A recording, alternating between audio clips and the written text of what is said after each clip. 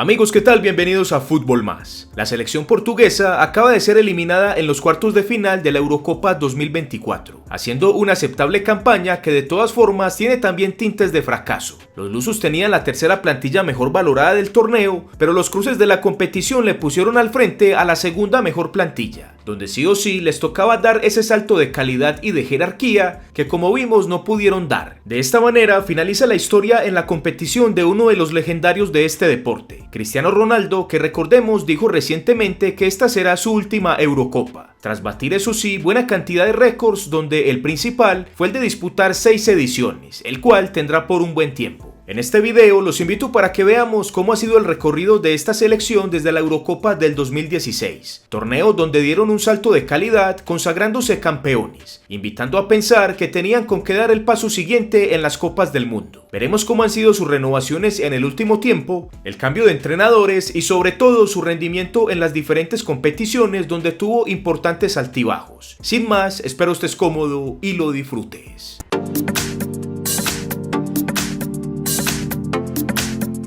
Finalizado aquel mundial, la Federación Portuguesa de Fútbol decidió respaldar al entrenador Paulo Bento. Sin embargo, aquel apoyo no duraría mucho. En septiembre del 2014, en el primer partido de las clasificatorias de la Euro 2016, Portugal cayó de local frente a la modesta selección de Albania. Un resultado surrealista teniendo en cuenta la comparativa de las dos nóminas, motivo por el cual Paulo Bento fue despedido de inmediato, y en su reemplazo fue nombrado el portugués Fernando Santos, quien hasta ese momento se encontraba dirigiendo a la selección de Grecia. Para la Eurocopa del 2016, la UEFA aumentó los cupos para el torneo, pasando de 16 selecciones participantes a 24, lo que por primera vez permitía disputar octavos de final, una fase inexistente en las anteriores versiones. A diferencia de los torneos anteriores, esta vez Portugal se clasificó de forma directa al campeonato y no tuvo que disputar las siempre tediosas repescas. Compartió el grupo I con Albania, Dinamarca, Serbia y Armenia, donde fue la gran líder con 21 puntos, sacándole una diferencia importante de 7 a la segunda del grupo y también clasificada de forma directa a Albania. El promedio de edad de los 23 convocados por Fernando Santos para esa cita continental fue de 26.3 años, casi 2 años menos que el promedio de Brasil 2014. De los procesos anteriores continuaron la mayoría de referentes, los jugadores del Real Madrid, el capitán de la selección Cristiano Ronaldo ya de 31 años y Pepe de 33, Nani de 29 ya como jugador del Fenerbahce, Joao Moutinho de 29 del Mónaco y Rui Patricio de 28 años del Sporting de Lisboa. Las grandes novedades de este proceso fue el regreso de Ricardo Quaresma de 32 años del Besiktas y la incorporación de jóvenes talentos como el del extremo derecho Bernardo Silva de 21 años del Mónaco, que fue partícipe de las clasificatorias pero se perdió el torneo debido a una lesión de muslo, y el mediocentro juvenil de 18 años Renato Sánchez del Benfica. El gran ausente de este proceso fue Raúl Meireles de 33 años, jugador que no fue tenido en cuenta por el entrenador Fernando Santos, y que en ese mismo verano se retiró como jugador en el Fenerbahce turco. En aquel campeonato, Portugal se ubicó en el grupo F compartido con Hungría, Islandia y Austria. En el primer partido enfrentaron a Islandia, con la que empataron a un gol. Nani hizo el primero al minuto 31, pero Bjarnason empató al 50. En la segunda jornada enfrentaron a Austria, con la cual empataron sin goles, y de aquella forma Portugal solo sumaba 2 puntos y llegaba necesitada al tercer partido frente a la selección de Hungría. Para no depender de nadie, los lusos necesitaban ganar, pero en caso contrario empataron a 3, con goles de Nani y doblete de Cristiano Ronaldo. Para fortunio de los lusos, aquel campeonato no tenía el mismo sistema del mundial, por lo que a octavos de final se clasificaban también los 4 mejores terceros. Portugal fue la tercera en ese grupo y sus 3 puntos le bastaron para asegurar plaza en la siguiente fase. En octavos enfrentaron a la selección de Croacia. Aquel partido fue bastante reñido. Ambas selecciones tuvieron opciones, pero el marcador no se abrió en los 90 reglamentarios. En la prórroga fue más de lo mismo, opciones de lado y lado, pero el cero se mantenía. Ya cuando la definición a penaltis estaba cerca, al minuto 117 Ricardo Quaresma anotó el único gol del partido tras un rebote dejado por el arquero Subasic después de un remate de Cristiano Ronaldo. A falta de 3 minutos era complicado el empate para los croatas y Quaresma, quien había ingresado al minuto 87, daba el tiquete a la siguiente fase. En cuartos de final enfrentaron a la selección de Polonia. Muy temprano al minuto 2, Robert Lewandowski abrió el marcador para los polacos, pero al 33 llegó el empate de Portugal con un remate de pierna izquierda de Renato Sánchez tras un gran pase de taco de Nani. En adelante, ambas selecciones tuvieron opciones de desempatar, siendo la más clara para Portugal al minuto 87, cuando Moutinho con un gran pase dejó a Cristiano Ronaldo mano a mano frente al arquero Fabianski, pero el 7 del Madrid no pudo encajar el disparo, terminando el balón en las manos del portero. En la prórroga tampoco se movió el marcador y se definió con penaltis, donde Portugal salió victoriosa 5-3 tras la atajada de Rui Patricio a Błaszczykowski. En semis, los lusos se enfrentaron a la selección de Gales y, a diferencia de las anteriores fases, esta vez no hubo sufrimiento y ganaron 2-0 con goles de Cristiano Ronaldo al 50 y Nani al 53, y de aquella forma, por segunda vez en su historia, se clasificaban a una final de la Euro tras aquella vez en 2004, cuando de locales perdieron el título frente a Grecia. En aquel partido definitivo enfrentaron a la local Francia. Al minuto 25, Cristiano Ronaldo salió del campo tras un esguince de ligamento en la rodilla, producto de una dura entrada del jugador galo Dimitri Payet. En los 90 reglamentarios, las mejores opciones fueron para Francia, siendo las más claras dos cabezazos de Griezmann que no pudo resolver de frente al arco. En el tiempo extra, las situaciones se equilibraron y los palos salvaron a ambas selecciones del primer gol. Gignac la estrelló contra el palo derecho de la portería defendida por Rui Patricio, y Rafael Guerreiro en un tiro libre la estrelló contra el travesaño defendido por Hugo Lloris. Finalmente, al minuto 109, Eder de media distancia remató con pierna derecha y anotó el gol más importante hasta el momento en la historia de la selección portuguesa, el gol del título con el que inauguraban su palmarés. Para que nos demos una idea de cuál era el nivel de favoritismo con el que llegaba Portugal a esa Euro, a continuación les daré estas cifras de un video que hice en aquellos días previos al torneo, donde les mostraba los favoritos y lo que pagaban las casas de apuestas por cada euro apostado. Alemania era la gran favorita, por la que pagaban solamente 4 euros. La segunda era la local Francia con 4.33 euros. La tercera era España con 6 euros de cuota. La cuarta Inglaterra, por la que pagaban 9 euros. La quinta Bélgica con 12 euros. La sexta Italia con 17. Y por fin en la séptima posición de las favoritas teníamos a Portugal, por la que pagaban la impresionante cifra de 26 euros. Es decir, que aquellos que apostaron en su momento por los lusos 10 euros ganaron 260. Y ni qué decir de los que apostaron 100 euros, que ganaron 2.600. Cifras que seguramente fueron repartidas a muchos en Portugal.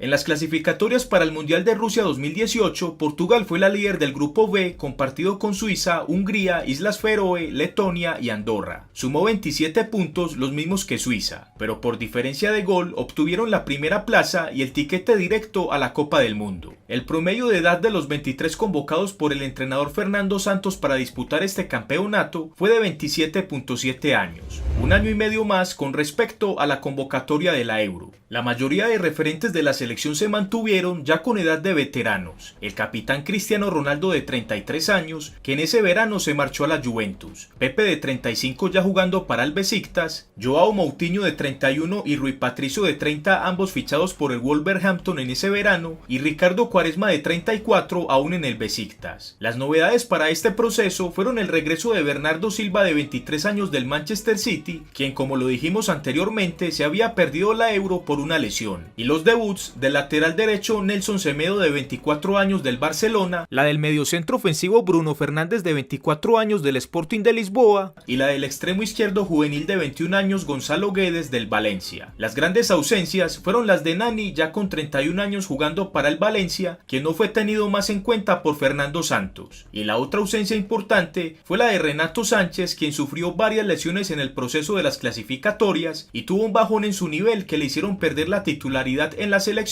y posteriormente quedar por fuera de la lista de 23. La selección portuguesa se ubicó en el grupo B, compartido con España, Irán y Marruecos. La lógica se dio y las dos selecciones europeas se clasificaron. Portugal obtuvo el segundo lugar con 5 puntos, los mismos que España, que le ganó la primera posición por mayor cantidad de goles marcados. En octavos de final, los lusos se enfrentaron a los uruguayos, quien venían de liderar el grupo A con puntaje perfecto. El marcador del partido lo abrió Cavani de cabeza tras asistencia de Suárez al tempranero minuto 7. La reacción de Portugal fue en el periodo complementario, cuando Pepe de cabeza hizo el empate al 56, y el gol de la victoria fue del mismo Cavani con remate de pierna derecha al minuto 63. En los últimos minutos del partido, Portugal tuvo varias opciones de marcar, pero no logró el empate, cayendo en la tempranera fase de octavos de final después de haber sido la campeona de Europa.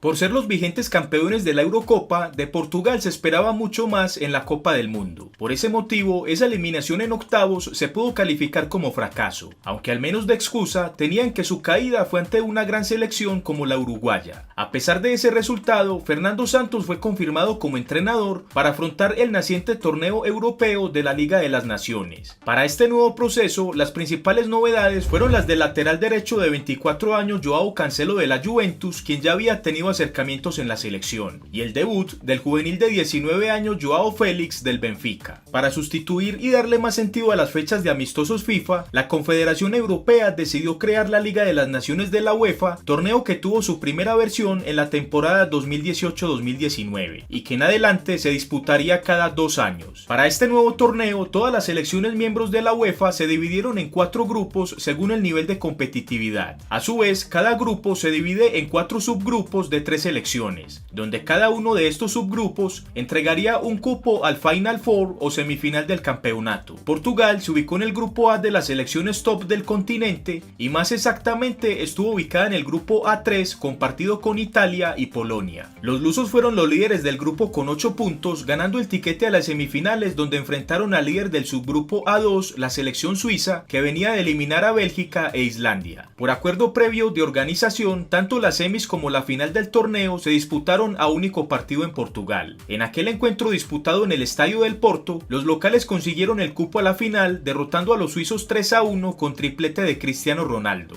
Aquella final se disputó en el estadio do Dragão de Porto. La iniciativa del partido la llevó el local teniendo varias opciones claras de marcar en el primer tiempo. En el periodo complementario, esa iniciativa tuvo su recompensa con un golazo marcado por Gonzalo Guedes al minuto 60. Una anotación que despertó la iniciativa de los neerlandeses, que posterior al gol tuvieron varias opciones de empatar, pero no fueron suficientes para inflar la malla defendida por Rui Patricio. De aquella forma, Portugal fue la campeona de la primera versión de la Liga de las Naciones Europeas y le sumaba el segundo título a su palmarés, confirmando su estatus de selección top de Europa, capaz de ganar títulos y abandonando el grupo donde había estado toda su historia de las selecciones con buenas presentaciones pero incapaces de ser campeonas. En la pantalla final. Posterior a ese título, Portugal disputó las clasificatorias para la Euro del 2020, donde se clasificó de manera directa, ocupando con 17 puntos la segunda posición del grupo B, compartido con Ucrania, que le ganó el liderato, Serbia, Luxemburgo y Lituania. La gran novedad para este torneo fue la inclusión del centrodelantero de 24 años del Liverpool, Diogo Jota. En el sorteo para el campeonato le tocó ubicarse en el llamado Grupo de la Muerte, compartido con las últimas 2 campeonas del mundo, Francia y Alemania, además de la selección de Hungría. Como era de esperarse, las cosas no fueron fáciles para los lusos. En el primer partido versus Hungría fueron absolutamente superiores, pero por casi se les complica. A pesar de que ganaron 3-0, el primer gol no llegó sino hasta el minuto 84.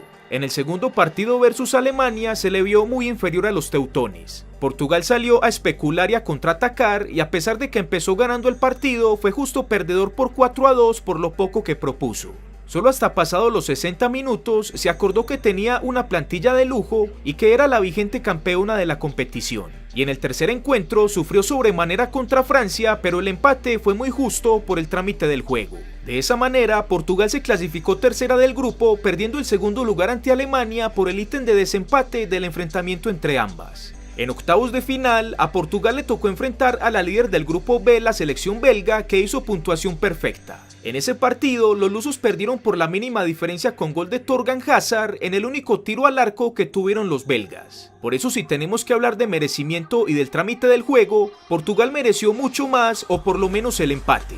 En el primer tiempo fue superior a Bélgica y en el segundo fue un monólogo al que le faltó el gol, por supuesto. De esta forma, los portugueses se despidieron en la tempranera fase de los octavos de final, en una eliminación con sabor a fracaso, teniendo en cuenta su gran nómina que sin duda estaba para instalarse como mínimo en unos cuartos de final.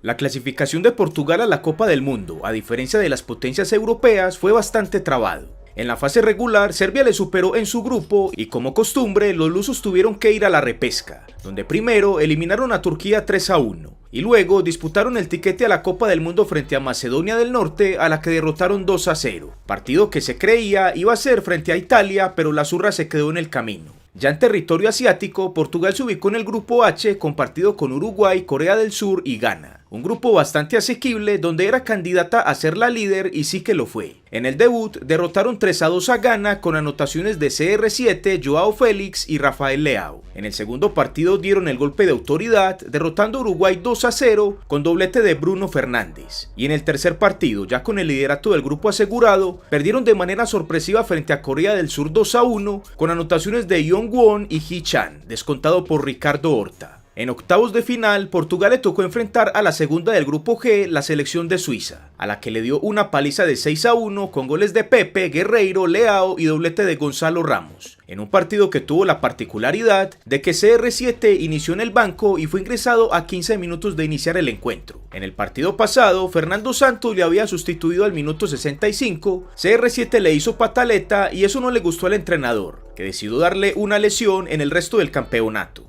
Posterior a ese encuentro, Cristiano Ronaldo dejó claro que esa pataleta no era para el entrenador, sino para un jugador de Corea del Sur. Sin embargo, por los hechos que siguieron, tal parece que esa pataleta tenía algo que ver con Fernando Santos. En cuartos de final, Portugal enfrentó a Marruecos, la sensación y gran revelación del torneo. El partido finalizó 1-0 a favor de los africanos, y de esa increíble forma los lusos se fueron a casa prácticamente sin pena ni gloria de esta Copa del Mundo, en un encuentro donde Cristiano solo fue tenido en cuenta en el segundo tiempo.